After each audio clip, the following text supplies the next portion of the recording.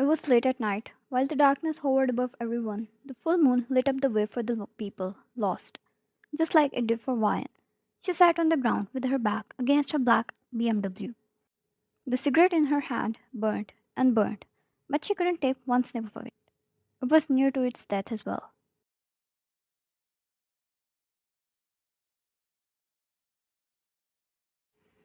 She had lost an important person of her life recently, a comrade she grew up with. She was the daughter of a mafia. Her life's purpose was to grow up and take her father's throne. She was trained since the day she was born, beside a girl who was her only friend.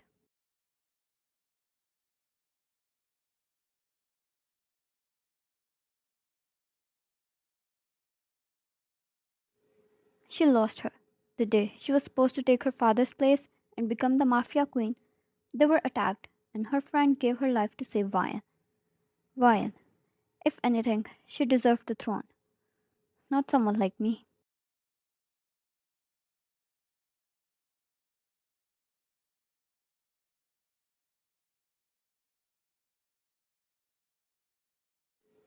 She exhaled, slumping her shoulders, yet her senses got alert. There was no noise or shift in the air, yet she sensed something. She was a trained assassin. She knew, she felt. Quietly sliding the gun out of her pockets, she turned, staying ducked under the car as a shield.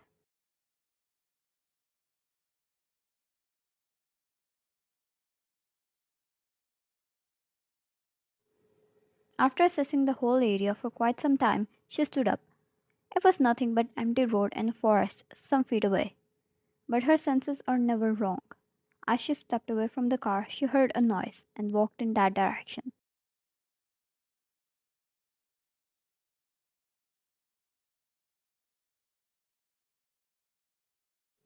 There was no fear, nor her heartbeat got rough.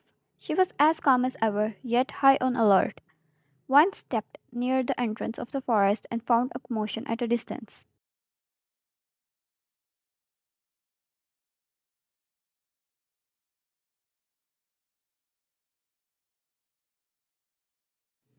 There stood two men. She couldn't see their faces due to the darkness. One man held another on a gunpoint. The one holding the gun looked quite angry, yet the one on a gunpoint looked quite calm, as if he was not seeing his death like she did.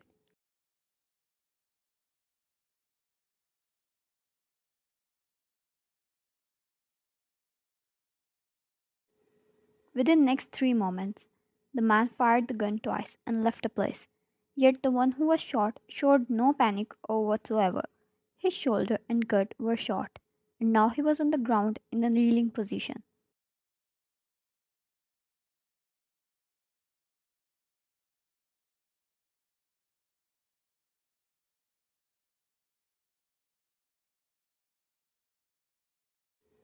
Ryan didn't know what was happening. It was not her business, yet she found herself walking towards that person. The shadow of the tree hid his face from her. He could be a threat, but no dangerous person could be taken down so easily, right?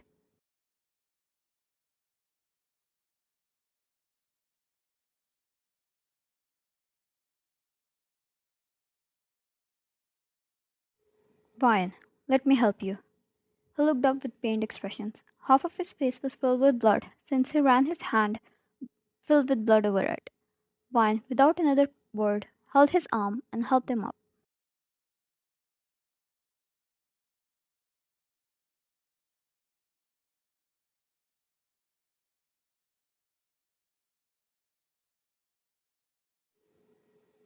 The man resisted, yet she gracefully handled him and his weight, bringing him over to her car and got him inside.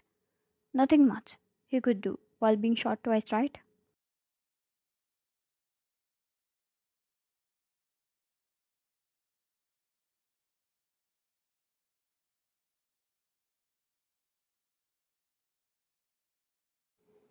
Why are you helping me?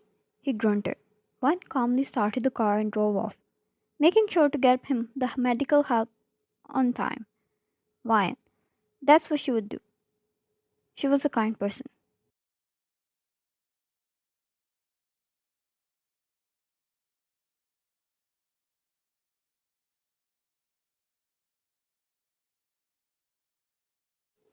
The man grunted again, not understanding a word. One caught him to her penthouse and called for her personal doctors to operate on him. She had a separate medical wing in there since she didn't admire the hospitals at all.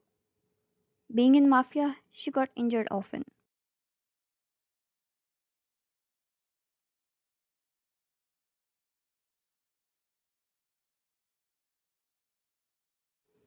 Her home was quite luxury, yet as empty as it could be. It was a dark, lonely place. She entered her room once the man was taken to the operation theater. Her eyes fell on the picture frame of her and her friend, Mirai.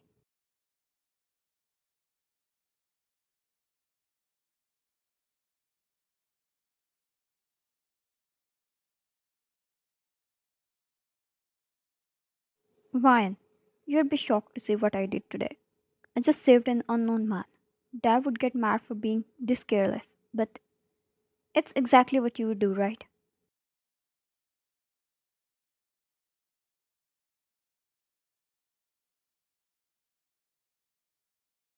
Ryan, it was always a pain in the ass. I had no interest in people, yet you always wanted to help the innocent and the victims. At the end of the day, I would have to give up and help you save them.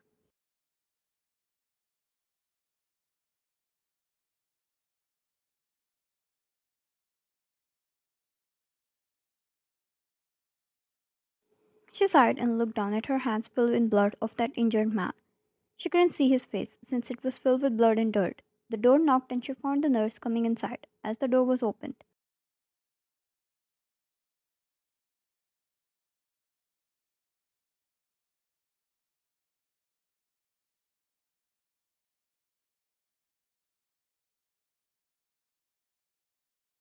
"Nurse, he is out of danger, but he might need some rest. It might take an hour for him to wake up." "Why, thank you, Emma."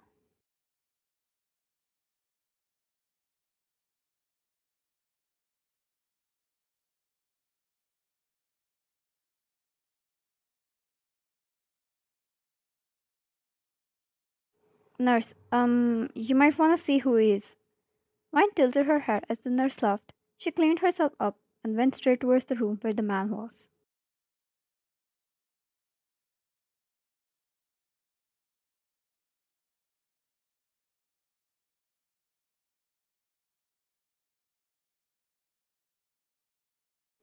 The doctor left, but Emma stayed to take care of him. Vine entered, and right that instant she recognized him. She knew who he was. Everybody knew who he was.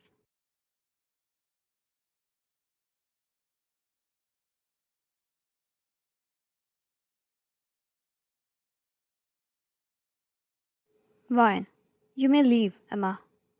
Emma, but I need to keep an eye on him, at least until he wakes up. Vine, he's strong.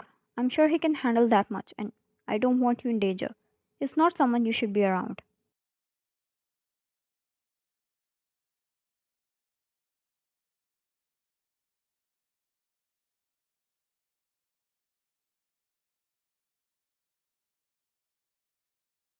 Emma, shall I inform the security? Vine, it's fine. Emma looked hesitant, but did as she was asked and left, taking her bag with her. Vine looked at the man one last time before she left the room as well.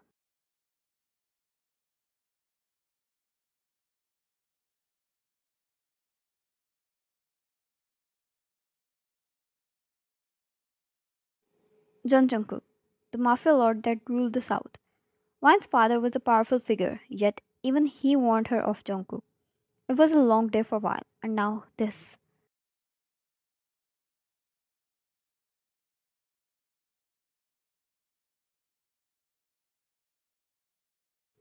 She stood in front of the glass wall where the whole city view was visible, the bright buildings and the cars. Her home was dark as ever. It brought her dead heart some peace until she felt metal against her chin.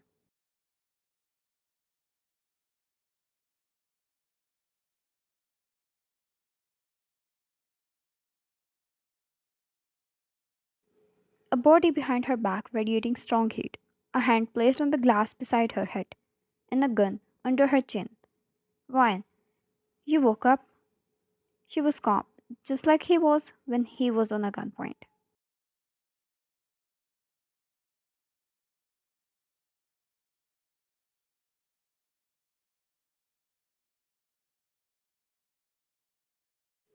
Jungkook was shirtless, with bandage covering his whole torso and shoulder. Ryan, a thank you would sound nice.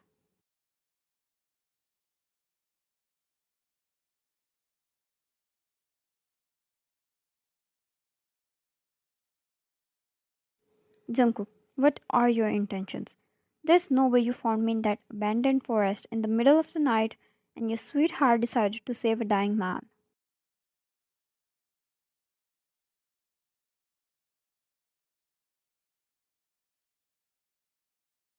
Ryan, pretty fictional, but it's what it is. He smirked and leaned closer to her. She could practically feel his body against hers. Her heartbeat rose. Why? There was finally a reaction out of her, and she couldn't tell the reason.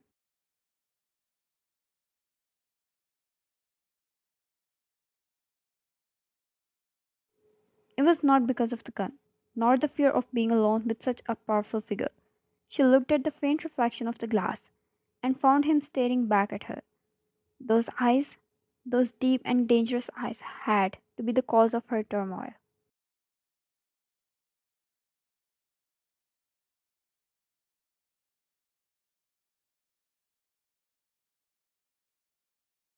Jungkook, wanna tell me the truth now? He whispered in her ear as he forced the gun against her chin further. Vine gulped. No one, not even she, experienced this side of her. But here she was breaking under the grip of the man she just saved.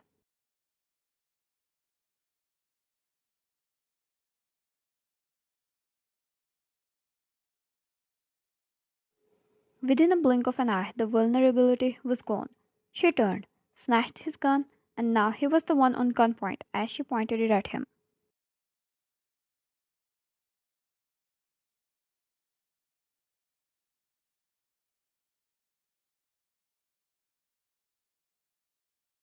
Vine, is this what you were expecting?